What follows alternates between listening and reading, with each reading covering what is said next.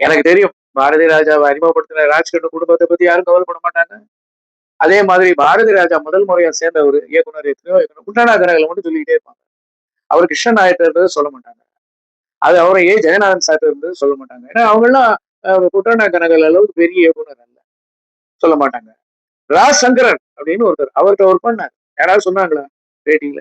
ஏதாவது ஊடகவியலாளர் அப்படிங்கிறாங்களே உடனே மூத்த பத்திரிகையாளர் இந்த மாதிரி ஊடகவியலாளர் எல்லாம் போடுறாங்கல்ல சொல்ல மாட்டாங்க. ஏன்னா ராஜசங்கரன் வந்து ஒரு பெரிய சங்கர் மாதிரியோ இல்ல இன்னைக்கு இருக்கிற நெல்சன் மாதிரியோ யோகேஷ் கனகராஜ் மாதிரியோ இல்லை, வெறும் புகழும் பணமும் மட்டும்தான். சினிமா துறையில உங்களுக்கு இறக்கும் போது உங்களை கவனிக்க உங்களை தேடி ஆள்கள் வருவதற்கு காரணம் உங்களுடைய அழகு, திறமை, புகழ் எல்லாத்தையும் மீறி உங்களுடைய பொருளாதார நிலைமையும் உங்களுக்கு ஏற்பட்ட நீங்க அறிமுகப்படுத்தினவங்க எல்லாம் எந்த உதவியும் கேட்காம கடைசி வரைக்கும் நீங்க சுய சுய சம்பாத்தியத்துல கௌரவமா வாழ்ந்தீங்கன்னா 10 பேரா தேடி வருவோம். நீங்க கஷ்டப்பட்டு ஒரு உதவி கேட்டா வரமாட்டான்.